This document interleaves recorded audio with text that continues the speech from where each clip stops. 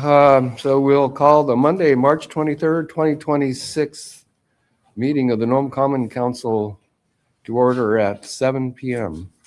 Clerk may call the roll. Councilmember Johnson. Here. Thank you. Councilmember Martinson. Here. Councilmember Henderson. Here. Councilmember Miller. She said she was going to join. She might be running a little late. All right. Councilmember Green. Here.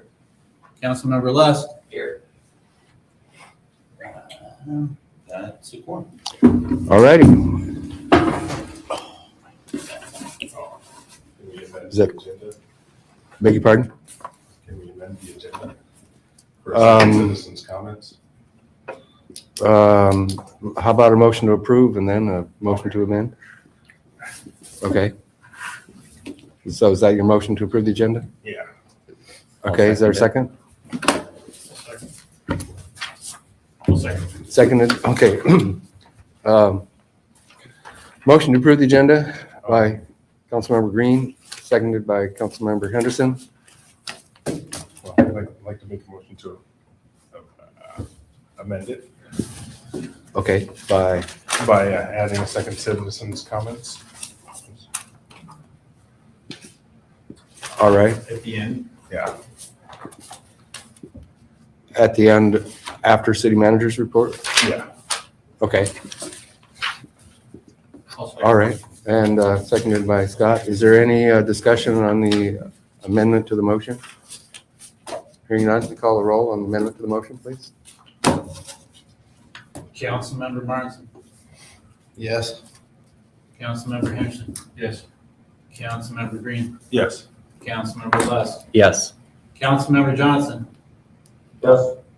All righty. Motion carries. And then now on the agenda itself, is there any further discussion? Hearing none, call the roll on the agenda, please. Councilmember Henderson. Yes.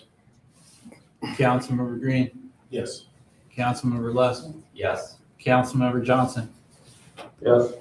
Councilmember Martinson. Yes. Motion passed. All righty, motion carries. Next item on the agenda is the approval of minutes. Motion. I'll second.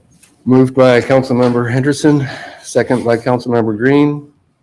Any discussion on the minutes of February 25th, 2026? Nome Common Council meeting? Comments going once? I'll just say, did we start using like the AI or anything like that to prepare these minutes? They just seemed like over the last couple of months, they seem to have changed like the formatting just a hair. And I don't think there's anything inherently wrong with them. Okay. Fair enough. Any other comments on the minutes? All right, call a roll on the motion to approve. Councilmember Green. Yes. Councilmember Lust. Yes. Councilmember Henderson. Yes. Councilmember Martinson. Yes. Councilmember Johnson. Yes. That motion All right, motion approved. Next item, communications, is blank, and so we'll move on then to citizens' comments. Sure. Okay. You don't have a lectern or a mic stand or anything, so just speak up for those of us that are good. Just do start off. We are recording. Just start off with your name and that way the recording will pick up who you are. I'll try to speak clearly and project.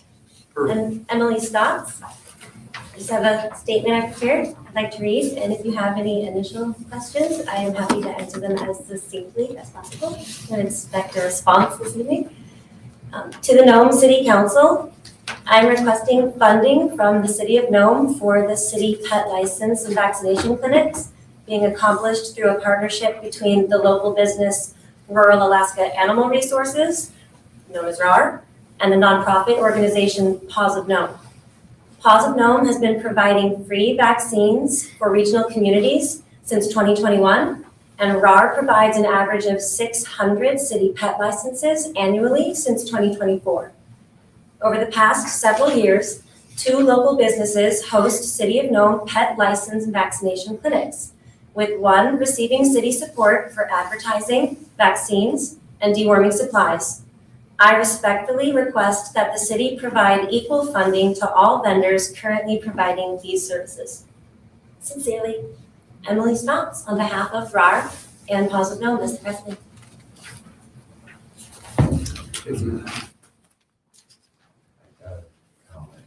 Okay. Sure. Okay, you gotta excuse me. I wish I could speak as well as she can. You gotta excuse me here. I want to bring up this deal on, Start with your name for our. Leon Boardway. And I want to talk about the cab situation, what we have right now. And there's an old saying, we're otherwise not permitted, necessity permits. And we're at that stage right now. We have to do something. And don't get me wrong, when you have a problem, you say something, everybody, it's like they're causing the problem. No, this problem started years ago. But we need to do something. We need to stop it and get these cabs on the road. And then I'm talking for the senior citizens. And I got health problems. I can't just go walk up to Hanson's at 9:30 before they close. And so I would want to get a cab. Well, actually, Longley, he drives to 10 o'clock. But say, 10:30, I want to get some. But, okay, tomorrow I got to go to Anchorage. I got a tumor in my head there. And they got to give me this operation. I got to go to the airport tomorrow. No cabs. So I can hitchhike. But I'm a senior citizen. I should have to hitchhike out here. And I understand there's some vehicles out here picking people up, but I don't have their phone number.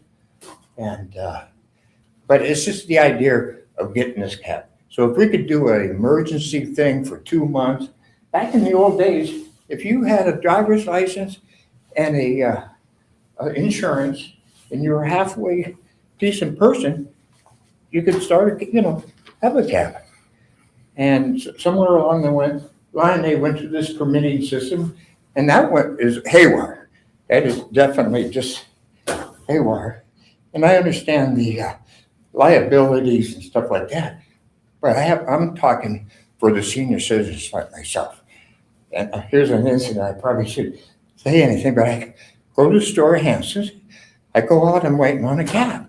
So I'm out there about 20 minutes, and I'm old people when they have to go to the bathroom, they gotta go. So I go into the store, back in there, and I come back out and waiting to let me call him. He kind of chewed me out, but I was just there. So let's just see if we could, kind of get everybody together for the senior citizens and people. Then there's handicapped people too. I imagine they could use that cab service. And, but that's all I wanted to say. And it's a problem that started a long time ago. And it's just us, or you guys got to fix it now. And I'm not blaming you guys or nothing. But you got to excuse me, I got to go. I have a hard time breathing too. Thank you. Thank you, Leon. Yeah, thank you.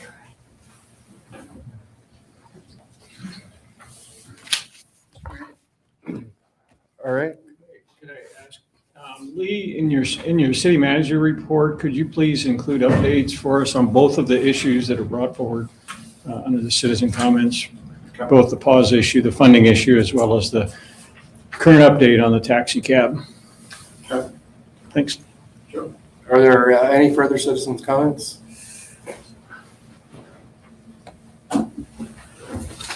Hearing none, we'll move on to new business. First item A. You want to read that? Resolution 26-3-01, resolution awarding the Port of Nome West Gold Dock bulkhead repairs to Resolve Marine.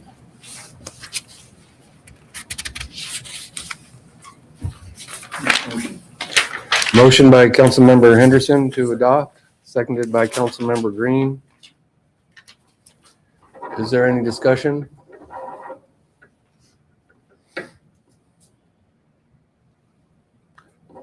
Not Not hearing any discussion?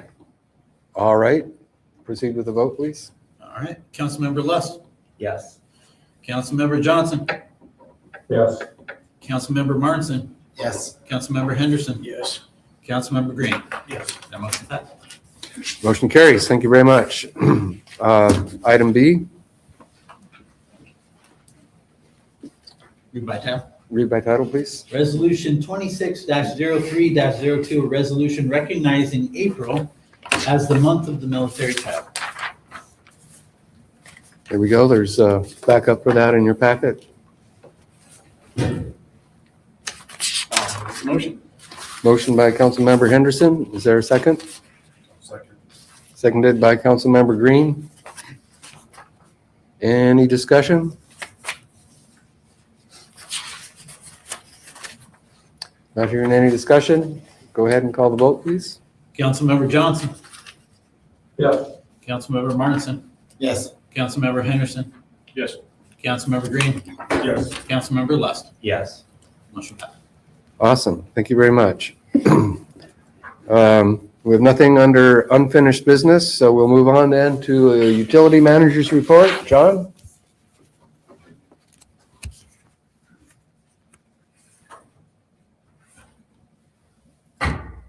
Thank you, Mr. Mayor and members of the council. Good evening.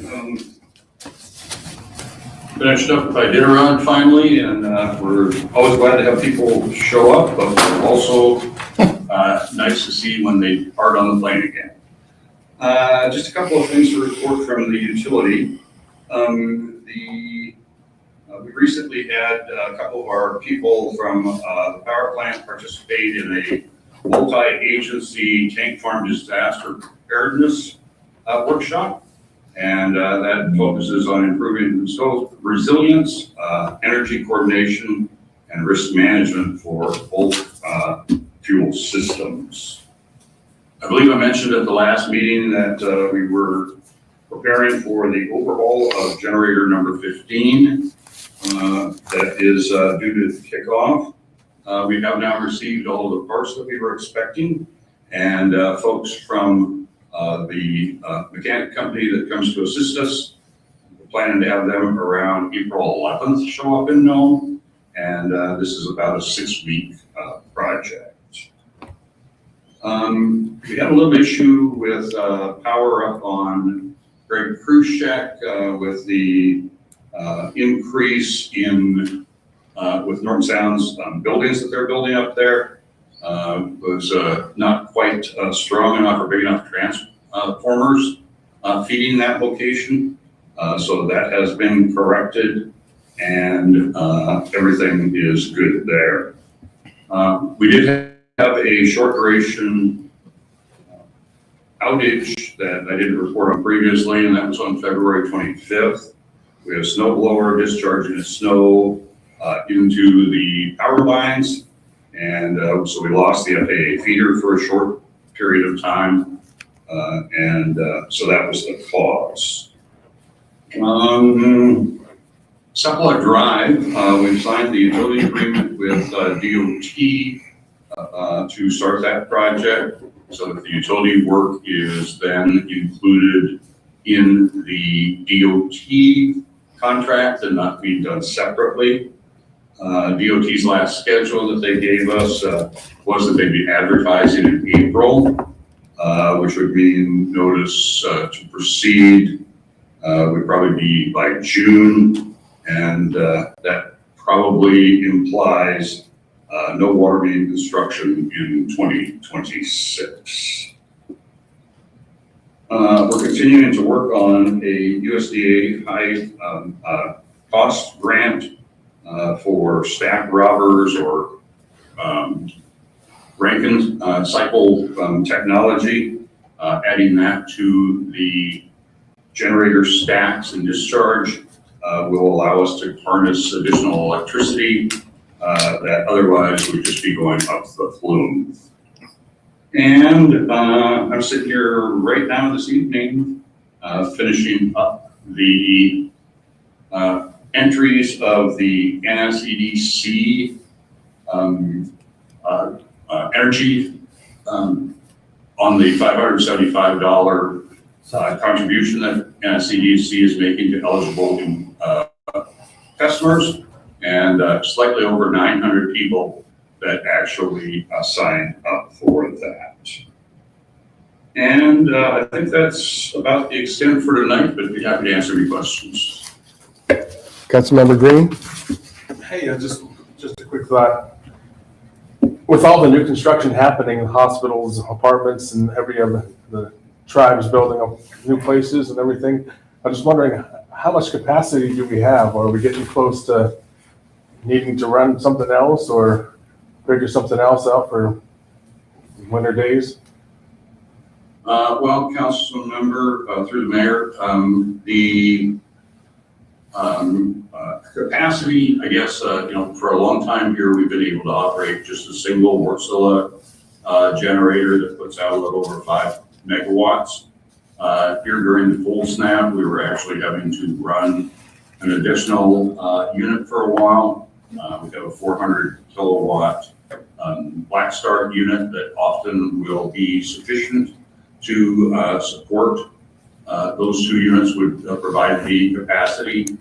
And getting our wind turbines back online will assist as well. The one is down, as we've discussed before, for a mechanical failure, and the orders have been submitted so that a new nacelle, the whole top of that is going to come off of the unit with a crane coming in here from STG. That then will go up to Kotzebue. But once we have that, that will provide some additional level of flexibility in it. And then we also do have the new BESS or battery storage system that is working well as well. And when we can have wind, when there's plenty of wind around here that we can't use otherwise, that will charge the batteries. The second wind turbine has been down for just a little bit due to communications issues. We have just recently been able to get up to the site and fix things on the far end.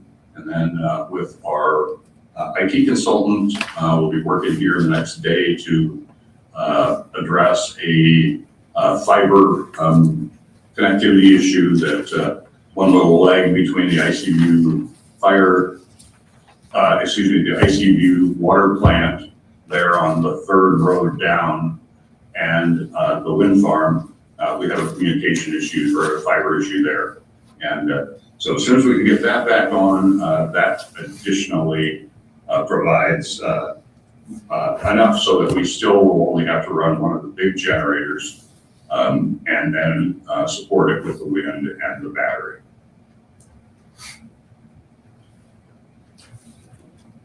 If we had enough demand, would there be enough efficiency gain to run both generators at what percent, or how much more? I guess I'm wondering how much more electrical energy could we provide maximally without getting into too much trouble relative to peak loads and whatnot? We do have capacity, Mr. Mayor, on to expand and provide service. I say that we at least have a couple of megawatts that we could use, and that would be, combining a unit from the old power plant to run with the one Wärtsilä.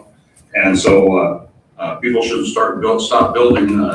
There will be power for them. So, Sure. Sounds good. Thanks.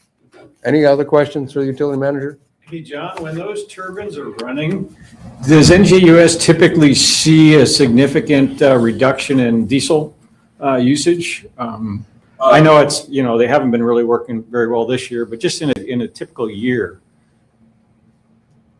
Yes, we do see a reduction And I believe in a normal year when everything is working, stars are aligned, that would save about 200,000 gallons of fuel each year. That's good info. Thanks.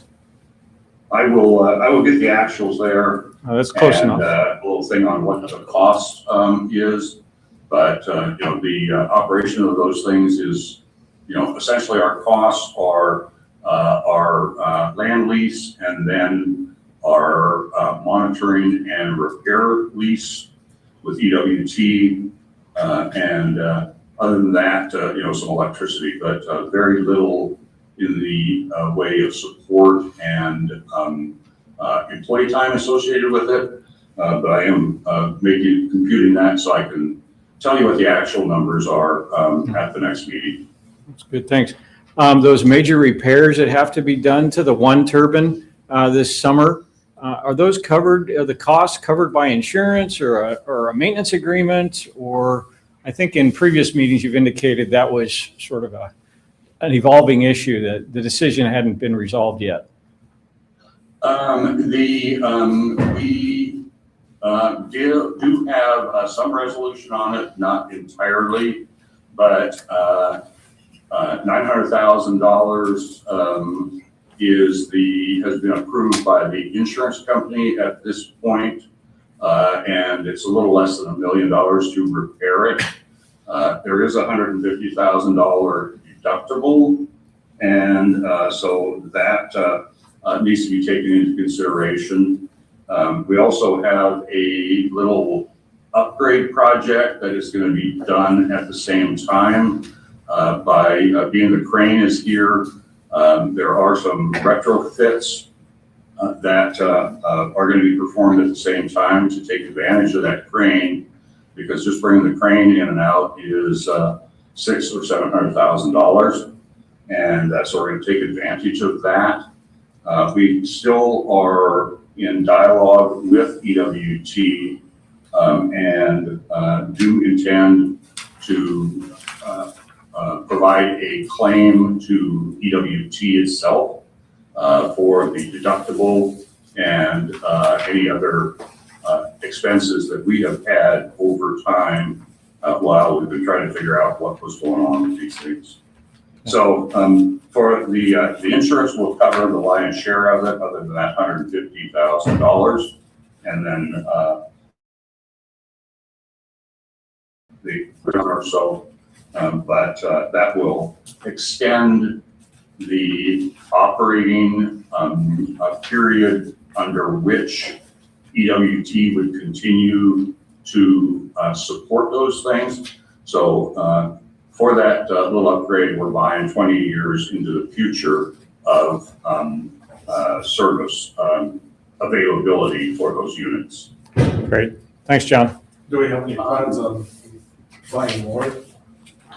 Setting up any more of the big wind turbines just so there's less of a chance to run into this situation where both are down? Councilmember, we have had several renditions of plans for an expansion, and Senator Murkowski has been quite supportive and looking at funding that might be available. We are pursuing a couple of grant opportunities that we believe might come to fruition. The plan, we had two plans. One was adding 2 more generators at the existing location, and a preferred but a little more costly option would be to add 4 turbines down at Cape Nome, there behind the quarry. And the wind regime down there is quite a bit better than it is here at Banner.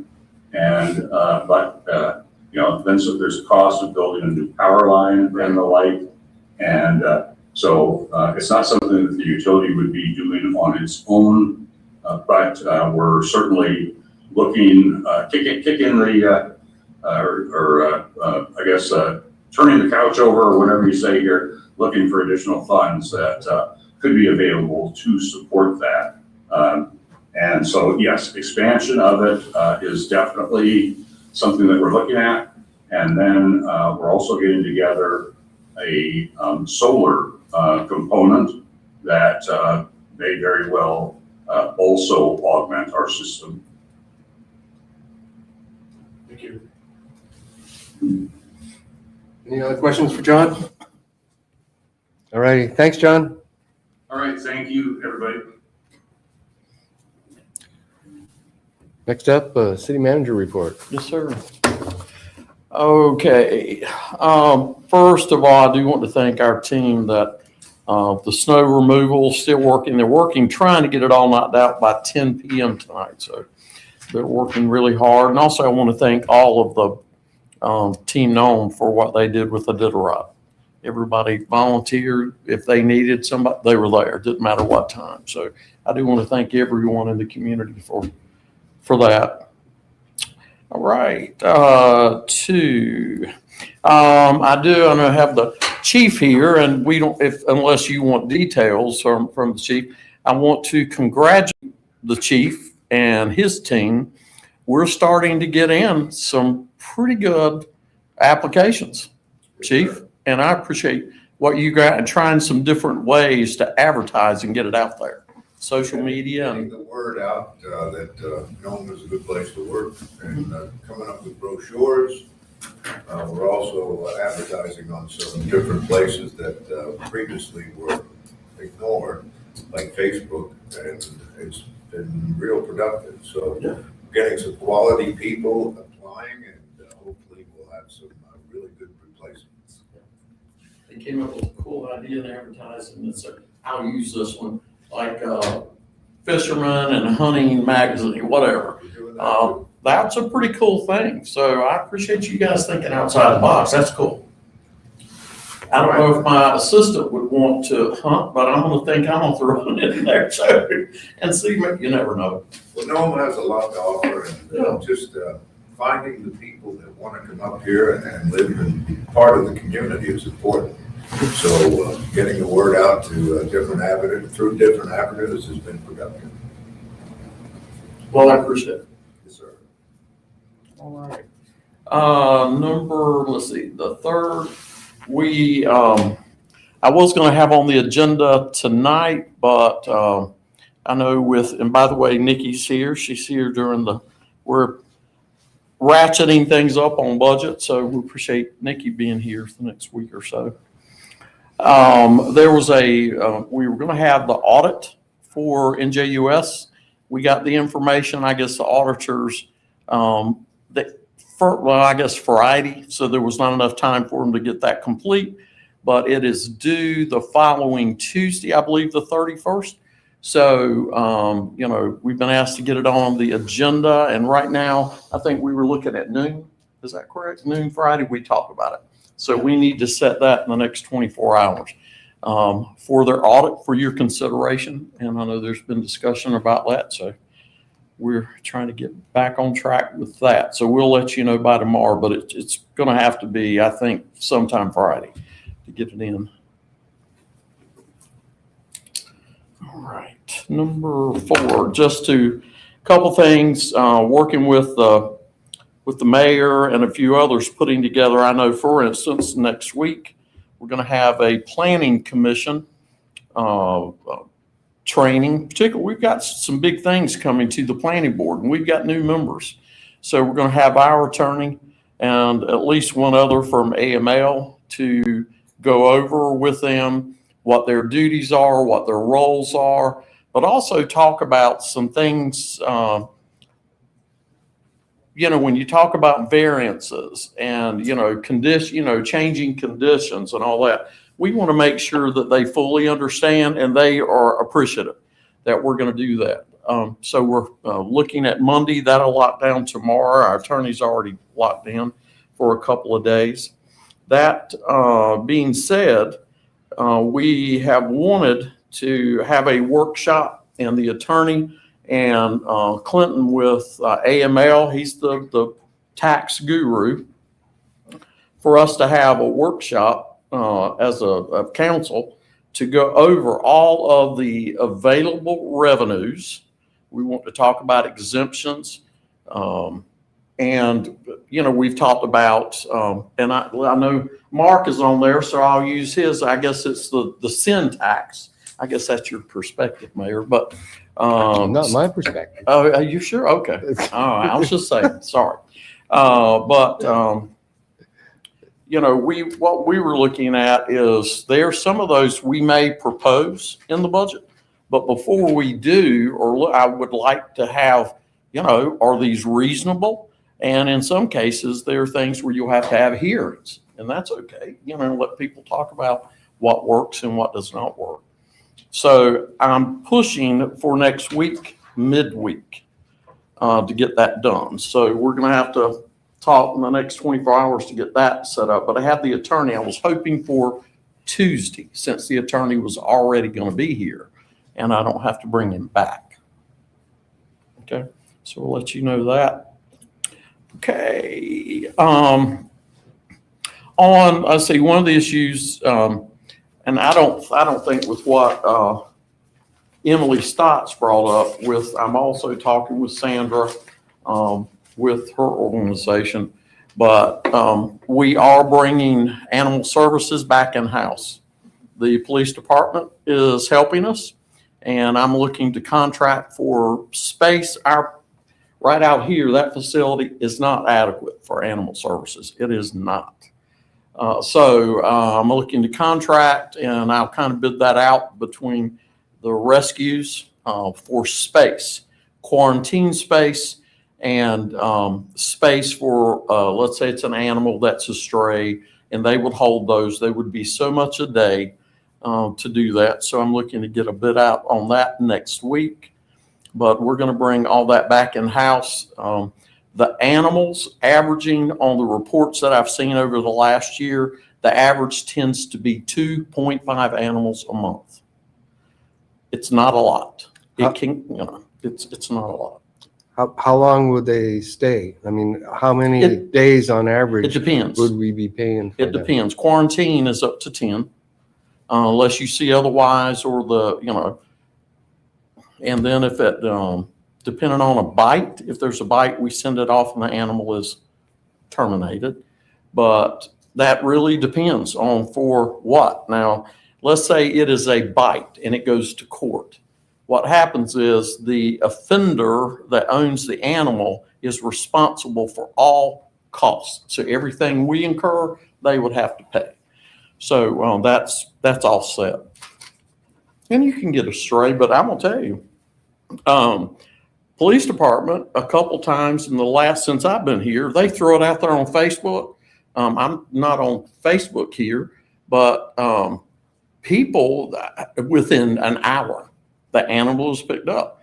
And so used to that, instead of holding an animal, we get them somewhere safe and put it in Facebook or on our social media, and that works. Obviously, that's proven itself. So how are we doing animal control right now? Yes, thank you. Well, the person that was doing that has said no contract. So the contract is over first of the month. So we're not renewing the contract. I'm not. For a number of reasons, but I'd be glad in the future to advertise an executive session. But I can't say more than that at this time. This is for animal control. Animal services. Not the vaccinations. That's all, yes. And I think that's going to be a pretty easy thing to deal with. And I had never really talked to Miss Sandra, and that's going to be pretty easy to do. The process works, but we've got to look at how it's carried out as far as charges for vaccines, that type thing. I've got a big question on that. So why are we bringing it in-house? Is it cost savings? Is it efficiency? Normally there's a reason. Couple things. Okay. Efficiency. Our cost per animal is outrageous on a contract. You know, you're Is talking. that due to some of the issues brought up tonight? No, not at all. They're not related. Okay. So how does it work right now? We've got Well, two you've got one providers that or doesn't charge, one that charges. So I've got to get that data And that's why I'm gonna go out and meet with Ms. Sandra and say, okay, tell me how you're doing it. And then I can compare and figure out, we gotta have one way. Sure. So I can't give you a lot of details on it. Okay. It's gotta be fixed. That's all I'll say So there's right some now. issues that need to be addressed. Yes, Okay. absolutely. Can those issues be addressed without bringing the whole process back in-house? Because typically when municipalities, take outsource services and bring them in-house, typically cost more money. On this. So is there going to be some cost savings associated? Absolutely, thousands. And I'll give that to you in the Okay. budget reports. Yeah, we can do it better, and that is nothing on it, but there's some issues at the next meeting. I need a couple things on executive session on personnel, so. So there is some inequities in the way we currently do it. Correct. Okay. And, I want to be sensitive of that. At the same time, we have to develop our rules on how it's covered, by law. So, Yeah. we like using them. I mean, they do a great job on vaccinations. I just want to make sure we don't throw out the baby with the bathwater. If Oh, we no. can fix these issues, Yeah. maybe that's a We're wrong not gonna throw the term to cat use. out. Right. I will say, I remember a day when, and I know nothing about animal control, so I'm speaking well out of pocket here, is that I remember a day when we had a lot of stray animals around town, a lot of issues. So we worked ourselves out of a job effectively by things going so well. We don't want to, I know nothing about the situation, but like only having 2.5 animals means our system's working incredibly well. Well, No, and I don't know that. Again, I don't know, and I'm not here to judge. our that. reaction is Sure. mixed, Yeah. and we can do better. Okay. Yeah. And I mean, I've had officers to say we'd be glad to do it. The one has where they've done animal cruelty cases, those kind of things. And yeah, they're very positive. I'd sure like to see the numbers on it I'll before give them we to make you. a decision. Absolutely. Yes, sir. My understanding is both providers do a good job. And if there's inequities in the pricing or the reimbursements or whatever, I think those can be resolved pretty easily. I would say most of them, there's probably one I'm going to have a little sticking point. And then, I'd like to see the numbers before Yeah. Well, as we go into the budget, yeah. discussions. Yeah, right now the contract is, because there is no contract, this is how we're doing it. And I was notified of that by Emily 2-3 days ago. So that's what we've come up with, and working with Barry and working with the chief. The other is, if I see, and after I talk with you about the numbers, if we want to go out for bid for someone that may want to do it like we did with contract, then I would bid it out. So the contract's expired Yes. and it's up for renewal. Yes. Well, yeah. Thank you. Okay, sure. Next, there are no cabs running today that are legal. And there's only one. And I don't know what you want to talk about. They're not coming in. Dan, jump in too. On the, nobody's come in. We have gotten good questions. I'm sorry, I'm back and forth. Good questions from, I know, for instance, yeah. The existing, whoever had licenses before, let them lapse, purposefully did not renew them. Nobody has came back in and even submitted for a license, even though we removed the cap so that any entrepreneur could start a business as a taxi cab business. Nobody has even submitted an application. Has anybody indicated why or any concerns with the revised system that we put in place? Because removing that cap was a pretty big step. I understand, I mean- and I absolutely agree. I don't know why they are not willing to take this step. It certainly has made it easier. Because there's no cap or limit on the fares that can be charged. So, I mean, there's very little to no market regulation. Yeah. We took that out. You took the hurdles, several hurdles away, and made it easier to comply. But we just have not, I don't know. I've said it before and I'll say it again, not an RFP, not making anything. I think we take our regulation, we get a directory of every cab business in Alaska, and we send them a letter saying Nome has no current here's what our regulations are, and we're open for business. If there's not anybody locally who's interested in stepping up to the game and getting in compliance, it's time to expand the no strings attached, just FYI. Here's the one page of the 3 things you have to do to get in compliance. Come do business in Nome, because the local actors aren't interested apparently. Now, if there was a local person who wanted, I think we should, Nobody's interested in operating legally, but a lot of people are interested, or at least one is interested in operating illegally. Is that an Yes. accurate assessment of where we're at? Not wanting to is.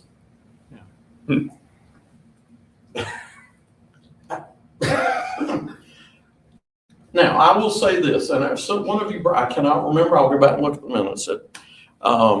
We're talking to Commissioner, Councilman Lusk, and I had a good idea, and in looking at on-demand systems, you can build a public system that will do this. It will do it 24/7 if you wanted to. It is done by the Federal Transit Authority. You can have it, and we are eligible to, and what I would like to do is, I think you brought up NEC, Nome Eskimo, and maybe combining with something like that.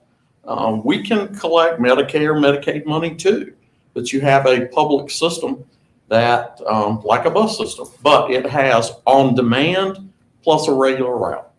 So you can call them, it's the same thing. And you would have, in fact, I've already called the app. It's a And you can do an app and- system.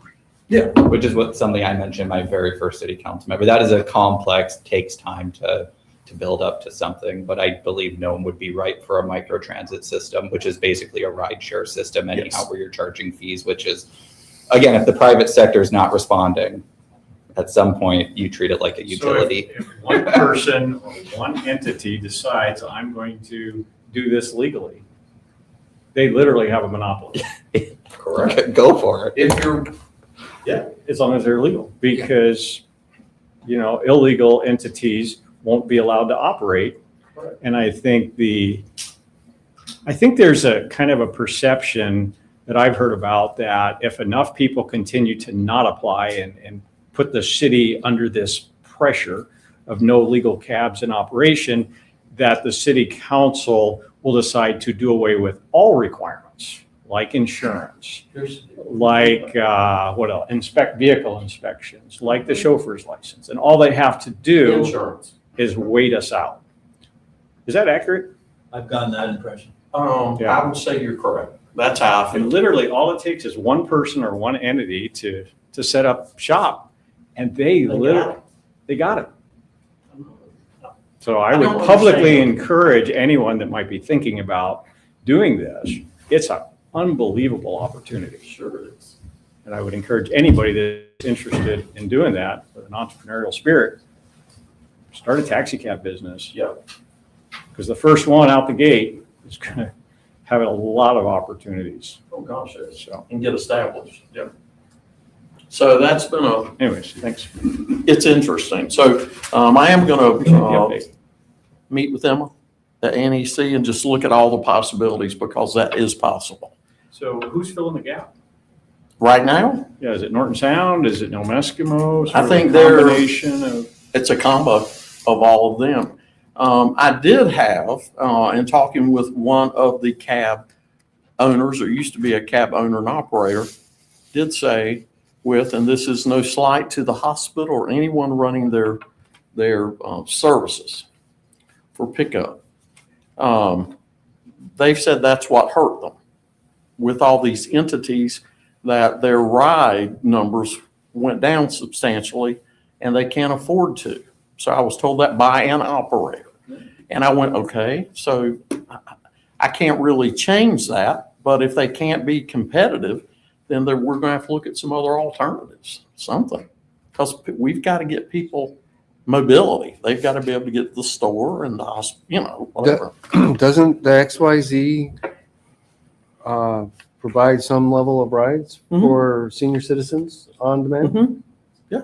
So they would be the person for previous gentleman to call for a ride? Good. Yeah. Yeah. Well, if you're in that program and you meet program eligibility. Vehicle is Monday through Friday. It's Monday through Friday, yeah. Anybody can drive You that. can, But I would yeah. always encourage anybody to be a good neighbor, and I've certainly given folks rides when I Oh, have, yeah, you sure. know, Well, yeah. and that's what the message should be is, as we go through this process, is we should all try to be neighborly as best we can and be as generous as we can. But yeah, hopefully somebody steps up, and like I say, yeah, I think the first one out of the first one out is leading the charge. Do we have mechanic shops in town that are willing and able to do an inspection on a vehicle? Have we sort of checked At least ahead of one time? said they would do it. At least one. How cumbersome is the chauffeur's license application process? I mean, is it super complex and lots of hurdles, or? There's a difficulty getting medical certification done through the local hospital, and discrepancy as to who can do it, how often it can be done, if that person is on shift or if they're available. And So there's one person at Norton Sound that can do it? It makes it sound that way. I can't confirm that that's actually the case, but that's been one of the hurdles by my understanding. Is there any way the city can Mr. reach? Mayor? Oh, go ahead. Go ahead, Clark. Oh, sorry to put in there, Scott. Yeah, just a quick question for the city manager is, we're a small town, we know who the players are. The city administration reached out to existing players that were interested to encourage them to come in and go through the process that we've opened up and actually gave some encouragement as opposed to, I think the feeling is that there's a lot of red tape and roadblocks put up by city staff over the years, and we need to overcome that. And one way of that is to be gracious and to encourage them to come in and get their cab businesses running legally, so we don't have to have illegal cab businesses running. Has the city administration made that effort? Yes. Twice with one owner, once with the other, and tried with the other one more time and just didn't want to listen. So I went, okay. But they both have, what can we do? I mean, how do we help you? I don't get an answer. Well, the first comment that you made, getting rid of, I get that comment. Just get rid of the rules. That's not going to do it because Well, there are still state laws that apply. I mean, we could eliminate the chauffeur license, I guess. That really is the biggest thing that stopped me from ever going that route when I was in the transportation arena for a while back. Mind if I ask why? Because it was just a pain. I could never get the hospital work to work out, and getting fingerprinted seemed complicated as well. Can you do everything in Nome to get licensed, or? Well, you have to the go to hospital Anchorage? appointment is kind of the marginal deal. I'm thinking that folks just can't, it's just, I can't speak for anyone recently because they haven't told me about it and I haven't tried, so it's all conjecture. All I know is that what was just said about the difficulties with getting a hospital appointment, you just mentioned that. Well, that's a problem if you're trying to run around and do stuff. I guess eventually you could take care of it, but you gotta really want to. I'm not sure how many folks really want to, apparently no one. But Sorry, I that could ask was- questions all night about this, but. Yeah. Mark, go ahead. Police department, local police department, city police department offer the fingerprinting process to happen through that. Fingerprinting, chief, we do Yeah, that. we do that. Yeah. Can we do that then? Yeah, so there's. No, we can do the Do, we already do. Yeah, that's available now. I'm talking 25 years ago when I was doing this. It was I'm talking about now, a but little bit. can the yeah. police department do the fingerprinting necessary Yes. for Yes. the chauffeur's license? Yes. It's very common for police departments. And that's one of the hurdles, right? Say again? Is that one of the hurdles? That was, I don't think so. They've never mentioned that one The in one the conversation. So one of our individuals that got his chauffeur's license I mean, he did almost all of those things in a day. It's not rocket science, sounds like. And so I do know that in the past with the hospital, we've had some issues, and we've had some of the chauffeurs that drive for the bus company fly to Anchorage to get their medical done. Yeah, And I mean, yeah, so Yeah. I'm not saying that's the answer. I'm just saying that we can't control the medical certificate requirement. Is there any way that the city could reach out directly to Norton Sound and say, okay, what's the process? Who do we talk to? Is there times we can do this? And then be able to put that information out to the public and say, okay, if you want a physical, here's what you need to do. This is who you call. Here's what you need to bring, sort of help with the process. Yeah. If there's an application or something, here's I'm the making a application point to on fill out that. ahead of time, sort of help, folks navigate some of that stuff. And even if it is simple, it doesn't sound like maybe people think it's more complicated than it actually is, maybe just the perception. Can we do that, Lee? Yes, we I will. know you're a do that. busy That's guy. Yeah, Make it, yeah. glad to do that. Run an ad, how to Just become a something, chauffeur. or just like if you're interested, in applying for a taxi cab. Here's what you do. Here's what you do, A, B, C, Yeah. check the box. Okay, Yeah. here you go. And for more information, come by. More information. We better. want, Put it out on we encourage social. them to come by so we can. I'll be honest, the last thing I want to see the city do is get involved in the transportation business. Yeah. That's what I've said. Especially when It's- we're trying to figure out how to save money and cut costs. Oh, Right, Adam? it's Yeah. it's hugely, it's Like I expensive. say, my commit would be a 95-cent stamp to every taxi business in the state. Just here's what our rules are. We're open for business. And 95 cents. Spread. Okay. Spread the word. I've said enough. Even got the I new can do postal that. rates going. Yeah. The new postal rate code, that's right. Okay. All right. Let's see. To make sure I covered it all. I think that's all I have right now. Except for I'm covering these other things. I've got the summary piece. What on the assessment? Yes. That B?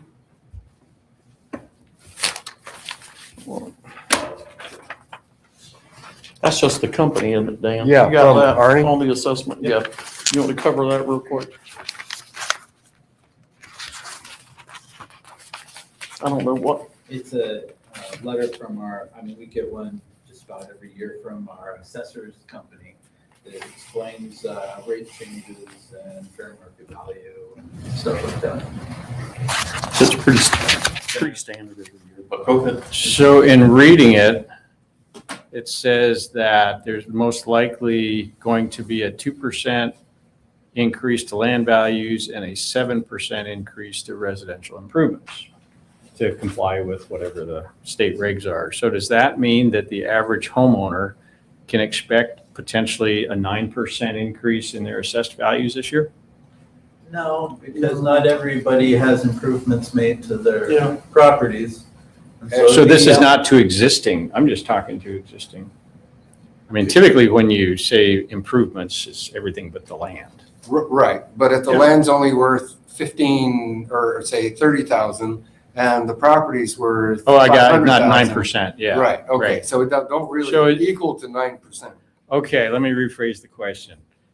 Does the average homeowner expect to see a 2% increase to its land values in their property assessments and a 7% increase to their non-land value? Isn't that answered by the statement just before that where he says market-based adjustments were implemented for this assessment year?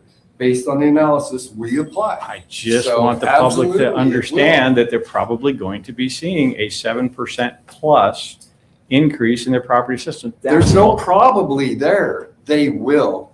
Thank you for clarifying that, You Mr. bet. Mayor. Gee That's whiz. what I wanted to It's not an do. argument. I was just Yeah. bringing that to everybody's attention. Right. I'm always cautious about getting these letters. I don't like to assume because every case is different, every home, every business is different. Understand. It's a general. Yeah, so just, assumption. that is what they're detecting based on, that on the market, what they're seeing in other places. When and are here. property assessments getting mailed out? We've They've already it. done. So people are gonna start getting these in the mail. Yep, They've had them, they've been out a week. got mine. When's the last I Friday? guess I should check my Friday. box. Last Friday, yeah. He said he could send them out, and I think he found the 95-cent stamp, so he went out and mailed them. No, but they're out, which is good. We got those out, week, 2 weeks ahead. So give people time to look. 4 days. 4 days, feels like 2 4 weeks. days. Or- Oh, that's right, it's first of Monday. I'm That's right. just trying to mitigate any Yeah. surprise that homeowners may get when they look at their assessments this year, that's all. These are possibilities based on market. Some are going to see that based on market. Yeah. Okay. All right. Port project. Joy, are you good? Joy has not been feeling well, so Joy, can you give a brief, or are you okay to do that? Oh, good evening, everybody. No, I'm having some respiratory difficulties, so I can't talk well without coughing, but Okay. if anybody has any Questions? questions pertaining to my report, I'd be happy to answer them. Thanks, Joy. Go lay down, take whatever you gotta take. My grandmama gave us something in a brown bottle. I think, well, it make us sleep, but anyway. They just slipped me one. Yay, okay, good. Well, feel better, Joy. Feel better. We have also, I did send a letter to you guys and notified the schools this week, in fact, tomorrow. Our finance director's here and Peter's here. And we begin our meetings on time. We're on schedule, as this is the schedule you've had now for like 5 years. And there's alterations by just a couple things. I have over April and May added more workshops with council. So we'll be looking at, you see some of those dates. But right now I did inform them, we put in the 2.7 million as a start, as I stated to the superintendent and everyone in attendance last week. So we have that in there. We began our reviews of departments. They've keyed everything in. So now finance and myself will begin going line item by line item with the departments. And that's where we may make changes. I may look at it and go, okay, well, let's do that over 3 years. We don't have to do it all up front. Or do you have a cost on that? Or, you know, whatever the questions are. So that's this week and next week. So we did get the schools in there in our working document at 2.7. So we'll know more in 2 weeks once we go through our line items. That's the non-departmental, right? Yeah. the Yeah. school funding. I was just wondering, what else is included in that range, 2.9? I can't even go over it with you right now. I don't want to, because these numbers are not confirmed. I've got to sit down with the departments and say, how did you calculate that? So we've got to go through all of those things. So that's why I've used working, but that number, I think with, you'll see a $1.5 to $1.9 million from the ask, because people ask for more, which, maybe we can afford, maybe you can't, but that's what I'll be doing over the next 2 weeks to bring you back a balanced budget. Not asking about specific numbers, but as you're working on public works with roads, Mhm. you'll be coming up with figures that come up with some plan. As I say, if it's a rainy winter or rainy summer, everybody worries about the potholes. If it's a dry summer, everybody's Sure. worried about dust. But it will have some plans, some ideas in place, and some cost ideas for Well, looking yes, at some of our road including situations. machines and operators. Okay. Yeah. So Yeah. the not answer is asking- absolutely Yeah, yes. it would just be nice to Oh, see. it's going to some- be broken out with Okay. objectives. All right. Yeah. Cool. So Lee, the next time we will see an updated version of this, more detail, is going to be on April 13th at the work session. Yes, first sir. Work session. Okay. Yes, sir. You done? Yes, sir. And he really tried to win on golf. You did good. That was fun. Okay, next item on the agenda, I guess, is mayor's comments and report. Well, I think about it's been a few days since really said a whole lot. We had that trip, Joy and I traveled to Washington, D.C. for meetings on March 3rd and 4th with the congressional delegation, the Coast Guard, Corps of Engineers, MARAD, and other organizations in support of the city's 2026 federal priorities.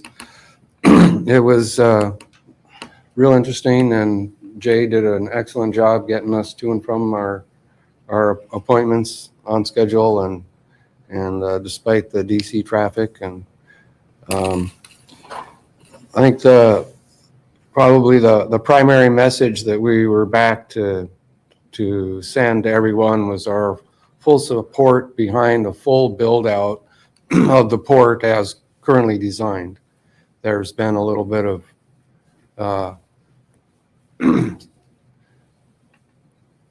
there's been a lot of support everywhere at the highest levels to build it out fully as designed and to accommodate the funding for it. There's also talked about the possibility of one of the new Coast Guard cutters being home ported here in Nome. One of the new 11 that they're having built out. Probably not one of the bigger ones, but one of the smaller ones as a possibility. And that's, of course, going to mean more housing and office space demand. So there's the comment from Jay was that he thought that our trip was one of the most productive trips that he'd seen a Nome delegation have. So I was real happy to hear that. And as it turns out, I'll be going back in April for the Alaska on the Hill event with the Chamber of Commerce. Outside of that, I made it back just in time to be at the start of the Iditarod banquet. It's the first time I'd been there at the start. It's fun to cheer them all on as they went by. And then, of course, it was a busy Iditarod week. I'm sure everyone had the opportunity to enjoy a few of their favorite events. I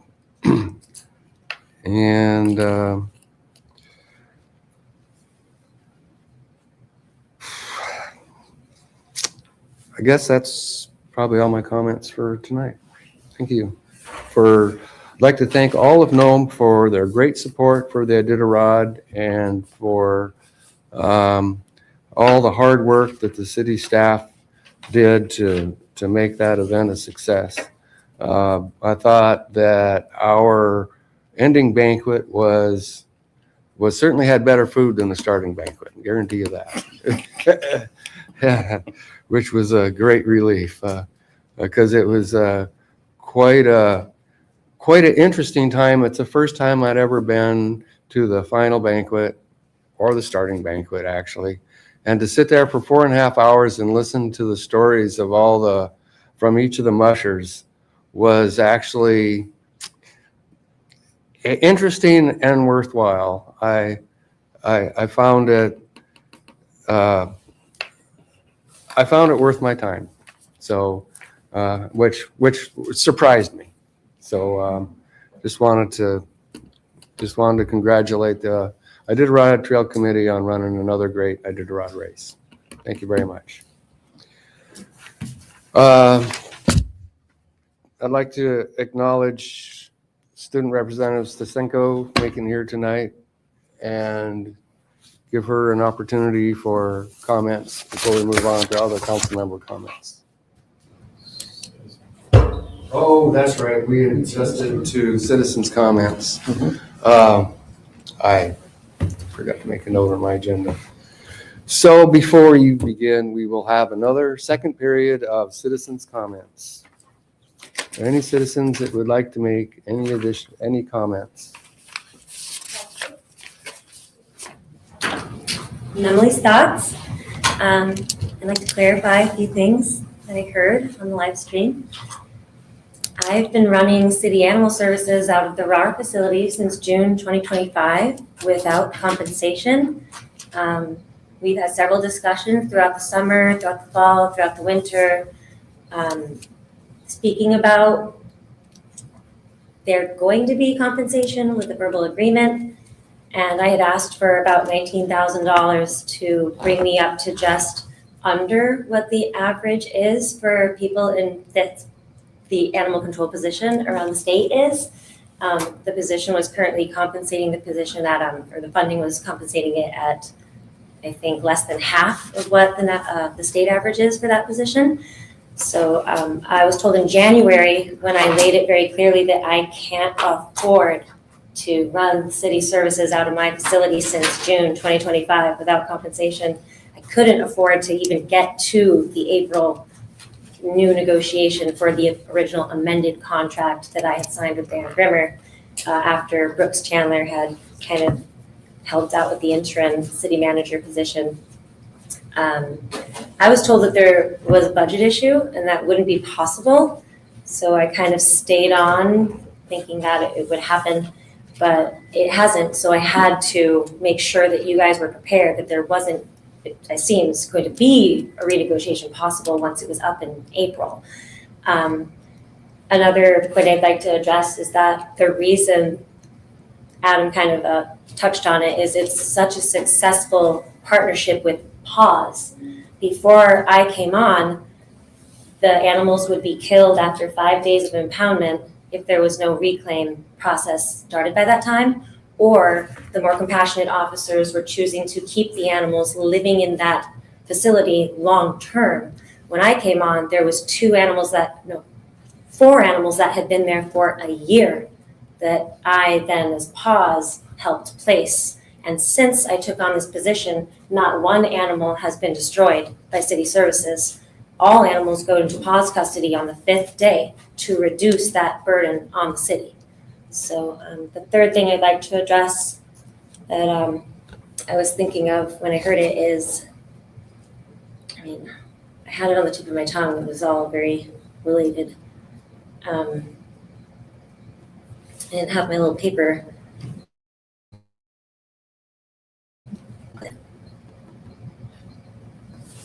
I wasn't expecting to speak on animal control tonight. It was mostly about the city vaccination clinic.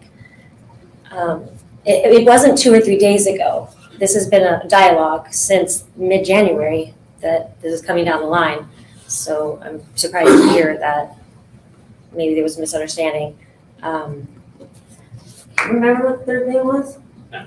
Maybe that was it, but maybe I'll remember. It's definitely been a benefit to the city to have me step in as a private contractor and use my for-profit businesses LLC resources in conjunction with the nonprofit resources that have already been available. I actually created RAR to support whatever the nonprofit and the existing resources couldn't address. So I thought it was pretty fair to expect to be compensated for using the facility for so long. And now that it's all pretty much on me, I haul all the water, my own water. We're not on city water where our facility is. I'd really like to see that addressed, even if I'm not able to resume that role as city animal services. But I remember more clearly what that third line was. I'll get back to you.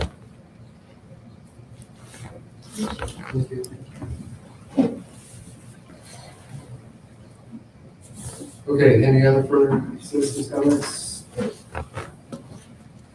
All right, now we're going to move on to the sector. About how we're doing clothes drive. Last time I talked about how we're doing a clothes drive. I think we're in the works of contacting villages and seeing who's open to taking in clothes. Since Nome's a pub, I realized that we have a lot of influence on the villages around us, and so my council student members. And what else is going on? The Boy Scout, they're at state, and the cheerleaders got first in the region. Yeah, I don't think I have anything else really going on in the school. Okay, thank you. Go ahead, Dan Carlson. We'll start with the people that are online. We'll start with Councilmember Johnson. Sure, good evening. First of all, congratulations to the Nome Bills basketball team for their efforts at state tournament again, and I believe they took third place. And also to our local regional teams that placed well again. Unity took third place in their division, and Shaktoolik was a repeat first place winner again in their division. So congratulations to all those teams. Also, I wanted to bring up, I attended the recent planning commission meeting that the planning commission had, reviewed an application for a variance that the port contractor Kiewit submitted for an area that they would like to place a man camp in town. Kiewit gave an impressive presentation in my view, and was available for questions about the man camp. They answered the questions that were asked of them with professionalism and openness. After hearing Kiewit's plans for managing this man camp, I believe they have a good plan in place. They're not a new contractor in town, like a lot of people are. We're reviewing this and hearing comments. They're not a new contractor in town. They've been around for a long time. And after I kind of got reminded about that at that meeting. So I asked a couple of former employees of theirs and also local subcontractors, and they basically all said the same thing, that yes, Kiewit does have a zero tolerance policy for their employees working there here in town, and if employees do not follow their policy, they don't give them 2 or 3 choices. They send them out on the next plane. 3 years ago, when this came to the city council sent out RFPs to local landowners to submit areas for a man camp. And when it came to the city council, we had heard concerns from the local residents about having a man camp in Nome. And we chose at that time to, that man camp should be outside. After hearing this presentation and their zero tolerance policy, I think that they're in a good position to, and also follow. I think if we were at the council, if we'd heard these plans at the time we were reviewing these areas, I think we just had the maps of the different areas and what was required for the RFP, but not necessarily the actual plans from the contractor who was on, I don't know if they'd even known at that time. I think if we'd had those plans available, I think maybe we could probably come to a different conclusion. But hearing Kiewit's plans for the safety concerns, and also the fact of the investment they'll make to provide a safe facility with a certified sprinkler system for fire suppression, and putting in an infrastructure for providing water and sewer to the camp, I support the development of the man camp located in Nome. It makes the most sense. The only thing that I would have a problem with is the requirement that we currently have in our regulations or in the permit process that requires Kiewit to remove all the improvements at the end of the project. I do understand why the planning commission put that in there. It makes sense that you want to make sure contractors remove their camps when they're done with their projects, but it doesn't make any sense to me to remove the water and sewer infrastructure as long as it's installed per code. The planning commission also heard during this meeting from Nome Joint Utility Ken Morton, because there's a question that came up: is this having a man camp of this size or any man camp in town, is it going to put a burden on our current water and sewer system? And Ken Morton said they've studied that, and he said no, that our system will not impact capacity for our Nome water and sewer system. So I'd like to request that the planning commission take another look at this particular provision. If this man camp is permitted they still have some more process to go through the planning commission. And after that, I think that we should really look at that, have the planning commission look at that provision regarding if if they put in an adequate water and sewer system, whether they really need to remove that, because that doesn't really make any sense. The cost of that, what we incur to put in water and sewer systems in town, what really doesn't make any sense. So we require somebody to remove that if it's up to code. And that's all I had. Thank you. Thank you, Mark. Councilmember Lester.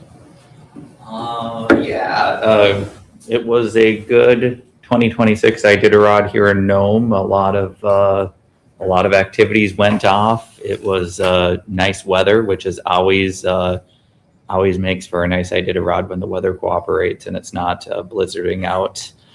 In addition to April being month of the military child that we're recognizing, April is also Child Abuse Prevention Month. There's going to be a lot of activities around town, a lot of organizations.